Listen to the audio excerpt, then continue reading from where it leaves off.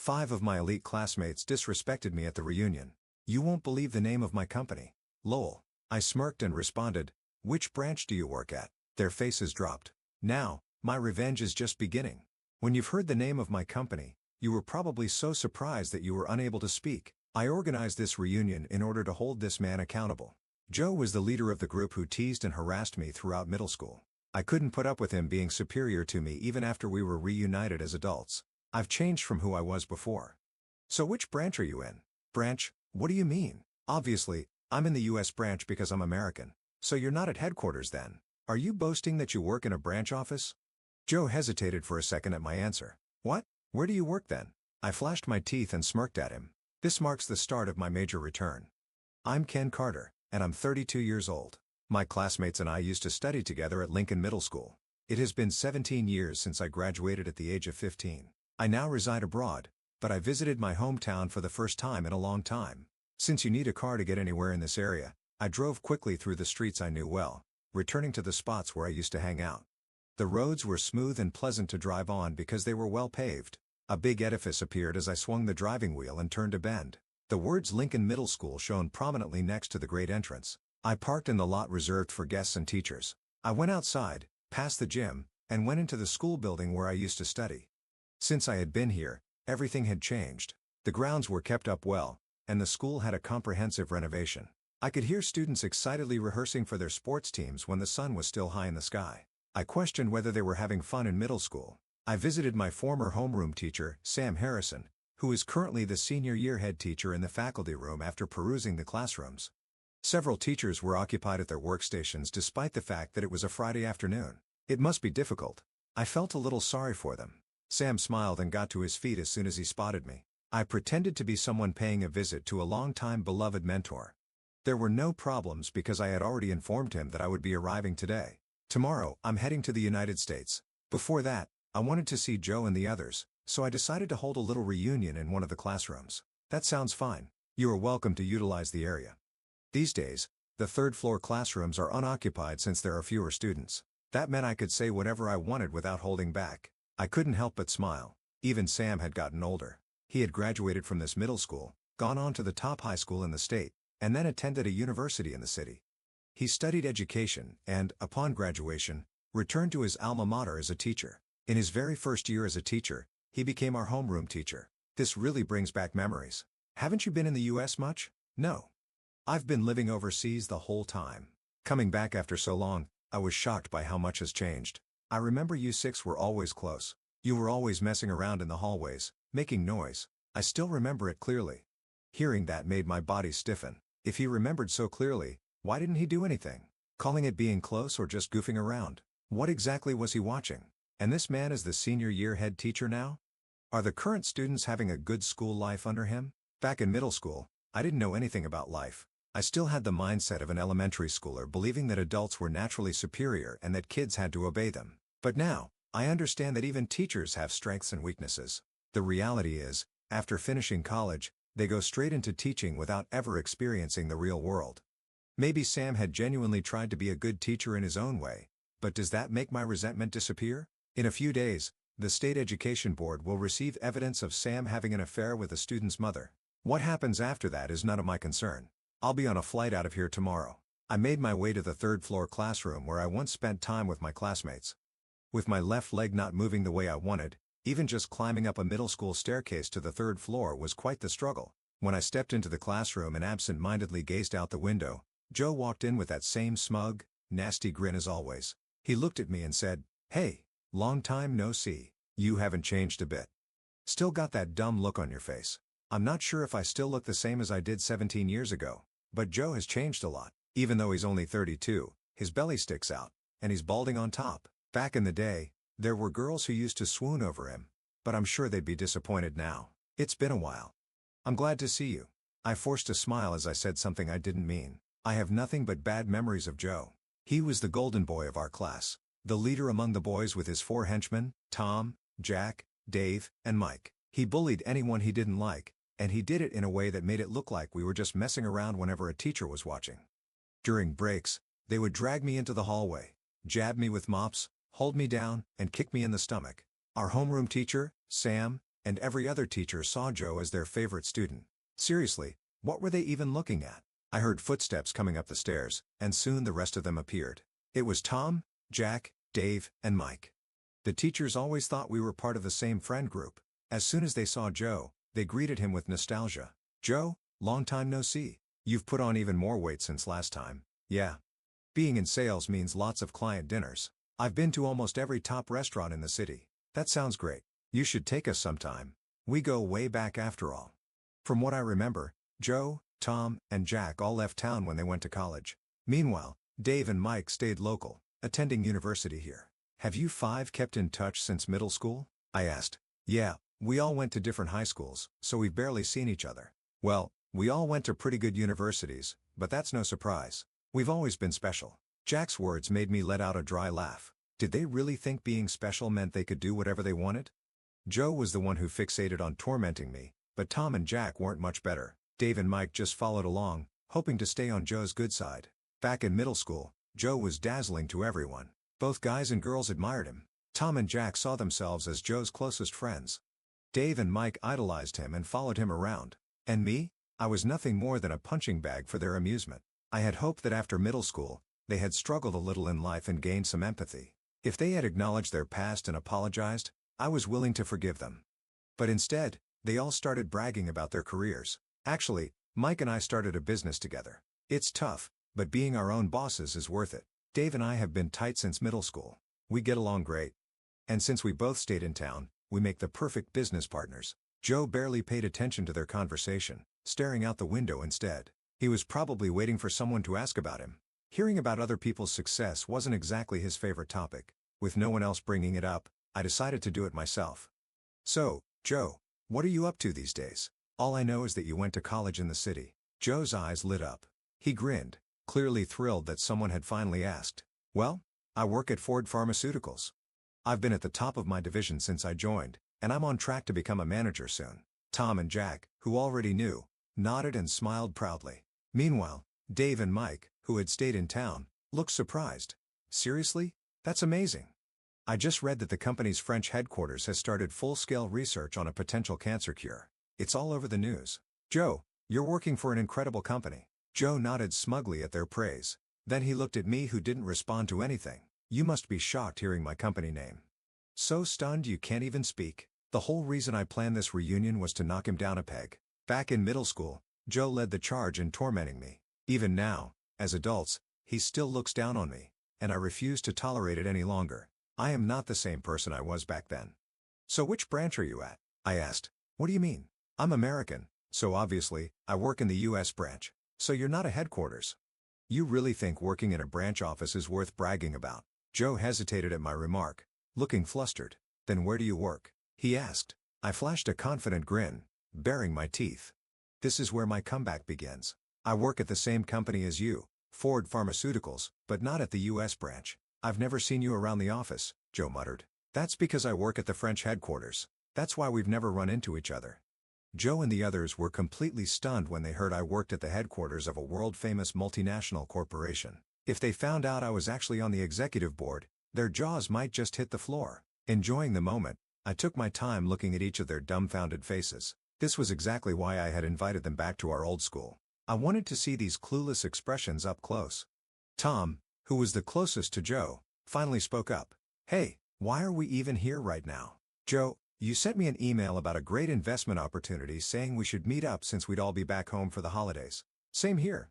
I live near the city, so I figured this was a rare chance to catch up with everyone. And from what I heard, Joe's been making a fortune off investments and living the high life." "What? I never sent any emails," Joe snapped. "I got a message from Dave saying he and Mike started a business and made a killing in investments." "That's why I came," Tom added. Dave and Mike both shouted at the same time. "Same here." The five of them exchanged wary glances, suspicion growing on their faces, being summoned back to their old high school by an email none of them actually sent. It was only natural that they'd be confused. I smirked, amused by their reactions. "Well, of course, that's because I was the one who sent those emails. You used my name to trick them into coming here, so it wasn't Dave who called me, it was you?" Joe asked, his voice sharp. "That's right. I figured investment would be the perfect bait for you.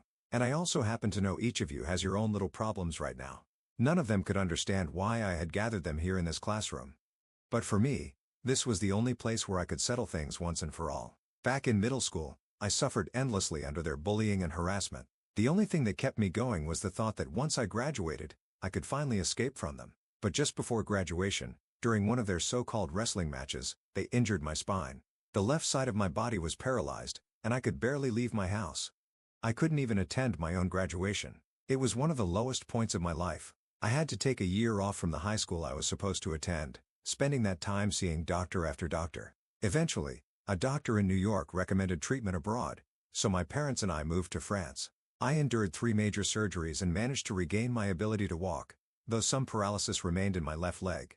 While still in the hospital, I transferred to a local high school in France and continued my studies there. Technically, I should have graduated a year later than my peers, but I took advantage of an accelerated program and ended up in the workforce at the same time as everyone else. I landed a job at one of the world's top pharmaceutical companies, Ford Pharmaceuticals, and quickly built a strong track record. Having spent so much time in hospitals, I deeply understood both the doctor's desire to heal and the patient's desperate hopes for a cure. I worked with that perspective every day, and eventually, Adam Ford, the CEO himself, took notice of me.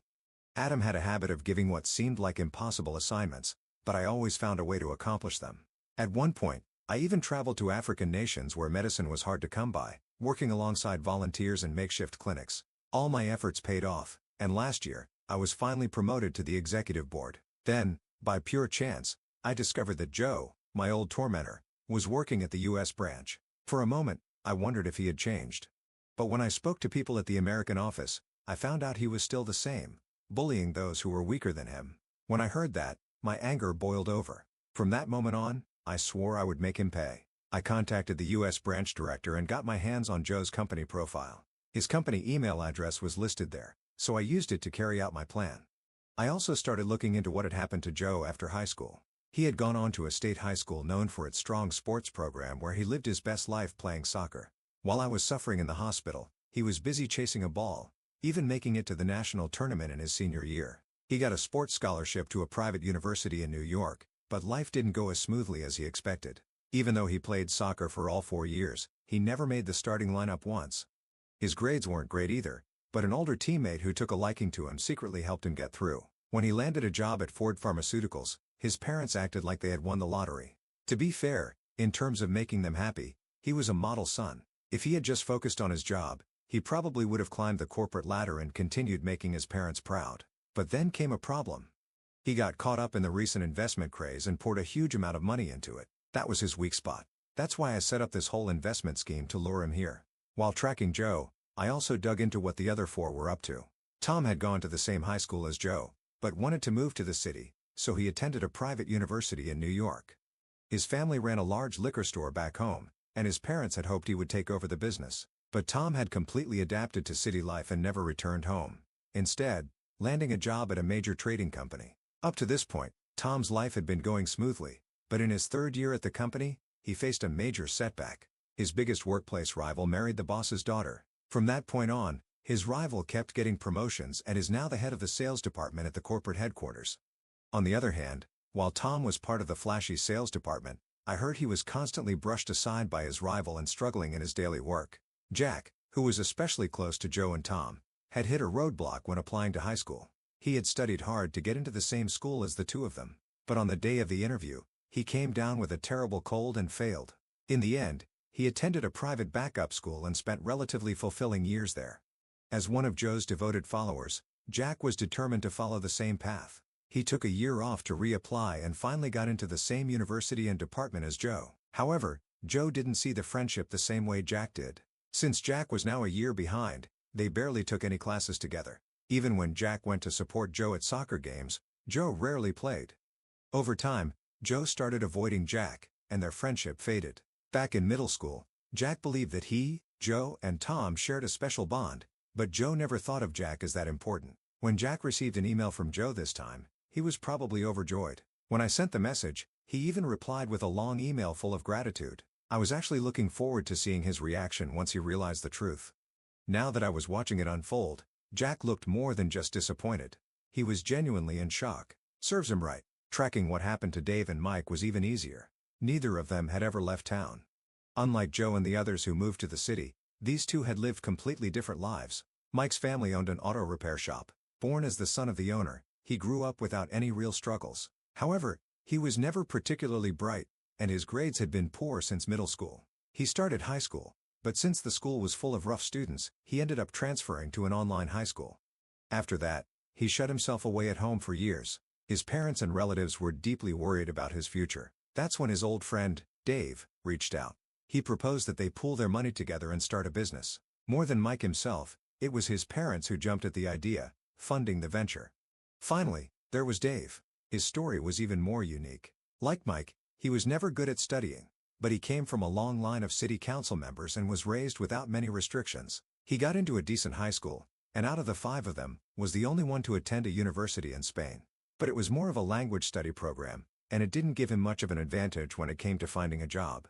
He landed a position at a well-known construction company but quit after 3 years and drifted aimlessly for a while.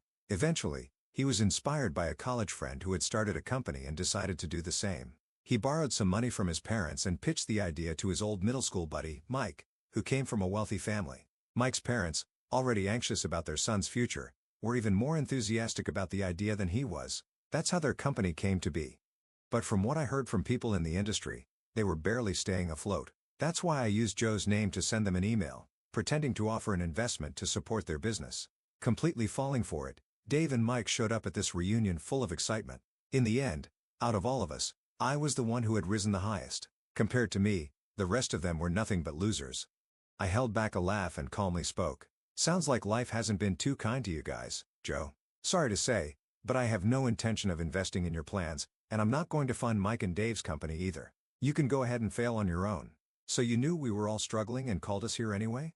You just wanted to rub it in our faces. That's exactly right. Tom and Jack seemed to be struggling at work, and I heard Mike and Dave poured a ton of money into their startup. But from what I hear, the industry doesn't expect them to last even a year. Serves you all right. Tom snarled, "You bastard," and lunged at me. Just then, a woman's voice called out from the other side of the classroom door. "What are you doing, Tom? Get away from Ken." "Olivia, glad you made it. We're done talking. Come on in." A stunning woman with long flowing black hair stepped into the classroom. The 5 of them were visibly shocked when they heard me call her Olivia. "Wait, Olivia? You mean Olivia Miller from middle school?" "That's right, Joe. You've changed a lot." "Well, I guess it's been 17 years, so that's understandable." Back in middle school, Olivia was the girl we all admired. She was going to play a crucial role in today's reunion. When I explained my plan to her, she immediately responded, "Sounds fun," and agreed to help. Olivia and I actually reconnected about 3 years ago. At the time, I had already started thinking about this plan, but I hadn't considered involving her. After middle school, Olivia attended a prestigious all-girls private high school, part of an affiliated university. She continued there and studied American literature. Born into one of the most prominent families in the state, she was adored by her parents but had never really developed a sense of independence. She had always assumed she would marry someone from a similarly wealthy background and become a housewife. In fact, after graduating college, she agreed to an arranged marriage her parents set up. But it didn't work out, and she ended up divorcing. She never had children, but apparently, that didn't bother her in the slightest. My reunion with Olivia happened entirely by chance. I attended a New Year's party hosted by her grandfather, former Congressman Edward Miller, as a representative executive of Ford Pharmaceutical. When we saw each other again after so many years, we immediately hit it off. Once we realized we were both single, we naturally started thinking about our future. Since reconnecting with me, she began questioning the life she had lived following her parents' expectations and started actively engaging in society. Now she's part of a volunteer organization dedicating her time to supporting single mothers. With the 5 of them looking shaken, I quietly spoke. "We're getting married soon. How the hell did someone like you end up with Olivia?" "Oh my, I'd appreciate it if you didn't complain about my future husband." Olivia took my arm and leaned against me as the 5 of them stood there, stunned. At some point, the voices of the students had faded away. The sun had completely set, and I switched on the classroom lights. The cold blue glow of the LEDs illuminated our faces. Joe, in particular, looked even paler than when he first walked into the room. This middle school reunion, 17 years in the making, had turned into my long-awaited revenge. Leaving the 5 of them behind, I walked out of the school with Olivia by my side. Tomorrow, I would take her back with me to France. It would be a long time before I returned to the US again. "Are you satisfied now?" "Yeah, completely. I can finally move forward with a fresh start." Olivia gently took my hand and pressed it against her cheek. Feeling her warmth, I decided to leave the past behind for good. I didn't curse them, but after that day, things only got worse for the five of them. Joe, who had been struggling with investments, made a desperate high-stakes gamble and lost everything. He even had to sell the house he had just bought. Tom, despite his rival being promoted to department head, failed at work and was demoted to a remote branch office. Jack's company went bankrupt due to financial troubles, leaving him unemployed and growing more anxious by the day. As expected, Mike and Dave's startup couldn't stay afloat, and they found themselves drowning in financial difficulties. And just like that, my long battle with Joe and his gang ended in complete victory. I returned to France with Olivia, and we started a new life in a luxury apartment in Paris. Olivia, who had been accustomed to luxury, had recently started finding joy in being frugal. On weekends, she made sandwiches, and we went to the park together. We never had any financial worries, but with the cost of living in Paris rising rapidly, it was nice to see our savings grow. If we had children in the future, we would be able to provide them with the best education. Today marked the 5th anniversary of my reunion with Olivia. While she hummed a tune, making sandwiches in the kitchen, I secretly picked up my phone and made a reservation at a high-end restaurant with a view of the Eiffel Tower.